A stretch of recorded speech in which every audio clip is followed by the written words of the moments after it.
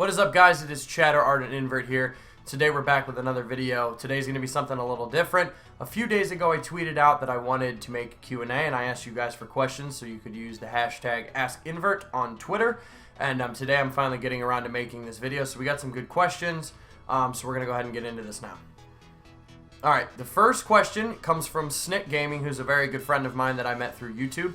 And he asked if I could be any fictional character and I could adopt their powers or take on their abilities or powers, what have you, who would it be and why? So I took that in terms of like superheroes, like fictional superheroes, just because like I don't know any other fictional characters that aren't superheroes that have powers. But anyways, for me that would probably have to be Spider-Man, to be honest. I'm wearing a Deadpool t-shirt that I just got in the mail today from Loot Crate, so thank you for that. But I'm a big fan of Spider-Man. Just because all of the other superheroes just kind of seem like bitches, or they have a lot of money. So you have like Batman with a lot of money, Iron Man with a lot of money. So those aren't really abilities, it's just like high-level technology. And Superman's just kind of a bitch. Moving on to the next question. The next question comes from Noble, or Noble Gaming, and he asked me, where do I see my channel within the next year? What are my goals for my channel? I've posted this on Twitter before. That my goals for 2016 as far as YouTube go is I really like to get about 2,000 subscribers. Now, YouTube is a numbers game. It always has been, you know. Whoever's got the best numbers, blah, blah, blah, blah, blah. But to me, it's not really about the numbers per se. It's more about I want to have a community of people that enjoy watching my videos that I can socialize with and talk to and just interact with the community. But if you were to put a number on it, for me this year I'd like to have 2,000, just because at 2,000 I feel like that's like a decent sized community of people that want to interact with me, that I can talk with, but it's not too crazy big. That would just be a nice number for me to hit. And I'm just elevating my content. That's obviously a big goal for me. I'm always trying to elevate my content. I'm working on getting a new computer so I can live stream more and so on and so forth, but elevating my content is probably my biggest goal for this year. The next question comes from Ardent Coda, who is the co-leader of Ardent Gaming with me, and he asked me, what is my perfect video game? Now I had to ask him in person about what this meant, because my first thought of this question was, what is my perfect video game that's out now? And he kind of said, yes, that's it, but also like, what would your perfect video game be in a perfect world? So I'll kind of cover both of those. Perfect video game that is a thing that I could play any day, never get tired of. I have two of them. Modern Warfare 2, Call of Duty, because that was just the game that really got me into gaming. Like, I played tons and tons of games before that, but it was just like a normal kid playing video games. But then, like, I played Modern Warfare 2, and I binged that fucking game for so long. Like, that's what started, like, my life path, if you will, of being a gamer and loving to play video games. Like, before that, it was just like, hey, you want to come over? We'll play some video games. It's cool. Like, not like I come home every day and I play video games. That's all I do. So that was the game for me back in the day. And nowadays, it's probably Counter-Strike. I can play that game any day of the week for as many hours as possible, and it never gets old to me. I love that game. It's just perfect. Like, they've put it together. Like, yeah, there's a lot of bullshit. There's a lot of trolls. There's a lot of things that go wrong with it. But, like, as far as the game is, like, by itself, like, that is a great game. Like, the competitive aspect of it, the cases, the knives, the skins, like, I love that game so much. But as far as, like, fantasy, perfect video game, it would probably have to be, like, a mix between a first-person shooter, because those are my favorite, and a game kind of like League. So, no, not League. More like Heroes of the Storm. To where you control one person, but you have like classes, okay? So you have classes of people, kind of like how Team Fortress does, but like just make it better. Like, so that you can level up each individual character, and they each have their own abilities, and as they get to be a higher level, you unlock new abilities, better gear, so on and so forth. But you're just playing FPS, you're playing Team Deathmatch, you're playing Search and Destroy, something like that.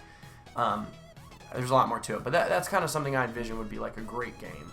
The next question is from Sin AFK, and he asks, who is your YouTube/streamer idol? I'm going to do both of those.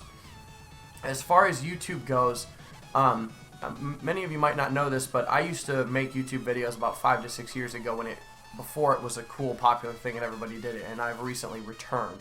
But back when I used to make videos, I used to always look up to a few different people. XJaws was one of them. He was a big idol of mine. Only Use Me Blade was one of my favorite YouTubers back in the day, and then the original FaZe Clan, Temper, Fakey, those guys were big idols for mine. And as far as Twitch and streaming goes, it has to go to Tim the Tap Man. I absolutely love that guy. He's great. His content is absolutely hilarious, and he really cares about his fans, and he's just, you know, he's a big inspiration for me when it comes to streaming, so I have to give it to him. Alright, so the next question is from Chronic Remorse, and he asks, would you rather lose all of your subscribers and have to start over on YouTube, or lose the internet for 3 months? I fucking hate this question. Like, I really do. But it's a good question, but I don't like it because I have lost all my subscribers before and quit YouTube and had to start over. I've done it twice, actually. I had a channel before called Warhawk that was mainly Call of Duty that I said like was 5-6 years ago. I had a few thousand subscribers on that, and I quit. Lost all of them, lost the account, don't have it anymore. And now I'm back. But in between then, I had a account called Gorbash, which was my name in World of Warcraft because I used to be a big World of Warcraft player. And that was a very small channel, it never took off. But I lost all those as well because that was just World of Warcraft gameplay. And I got tired of World of Warcraft, I don't play it anymore, so I stopped that channel. So I don't want to do that again, but I also don't want to go without internet for 3 months. Like, I need internet. I'm a computer programmer, okay?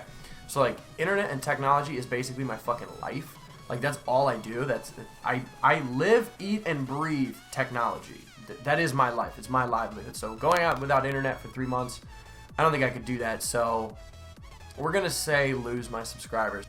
And the final question that we have for today is from my main man, Dan Shelley. Dan Shelley asked me, who is my biggest inspiration on YouTube? Now, I've kind of already talked on this question, but as far as inspiration to start YouTube, which is where I'm going to take this question because I already talked about who my idols were. When I was a kid playing World at War, and yeah, World at War and Modern Warfare 1, that was the time period that this happened. I saw a montage of sniping clips by a gentleman by the name of Zergriz. And a lot of you know that name. At least I hope you do, because he started Call of Duty sniping. He really did. He made a montage in Call of Duty 2, and he hit like 360 no scopes, and that was it. And that was like the very first montage that ever rose. But in Call of Duty 4, he made a montage called Matrix, which was 3 parts. It was almost an hour long in total, which a lot of these videos now are missing, and some of them are copyright strikes. You can't hear the audio at all.